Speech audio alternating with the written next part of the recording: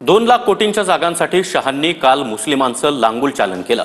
वक्फ सुधारणा विधेयकावर शहांनी केलेल्या भाषणावर संजय राऊतांनी जोरदार टीका केली आहे। मोहम्मद जिनांनी केलं नसेल एवढं लांगुल चालन काल शहांनी केल्याचंही राऊत म्हणाले। तर मतांच्या लांगुल चालनासाठी ठाकरेंच्या लोकांनी विरोधात मतदान केल्याचं टीका चंद्रशेखर बावनकुळे यांनी केली आहे।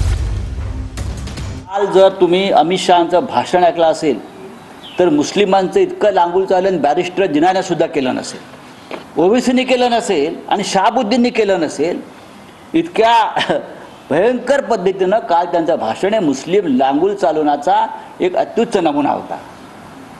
फक्त मुस्लिम, आम्ही मुस्लिमांसाठी हे करतोय, आम्ही मुस्लिमांसाठी ते करतोय, आम्हीच मुस्लिमांचे अल्लाह आहोत, आम्हीच मुस्लिमांचे पैगंबर आहोत। या पद्धतीचं भाषण पाकिस्तानचा निर्माता बॅरिस्टर मोहम्मद अली जिनाने सुद्धा कधी केला असेल तर मला दाखवावं। जे अमित शहा आणि त्यांच्या लोकांनी केलं याचं कारण 2 लाख कोटीच्या जमिनी मताचं लांगून चालन करणे, मताच्या लांगून चालनाकरता आणि मुंबई महानगरपालिकेमध्ये एका विशिष्ट समाजाच्या मतावर डोळा ठेवून उद्धव ठाकरेंच्या लोकांनी मतदान केलं आहे, विरोधात मतदान केलं आहे।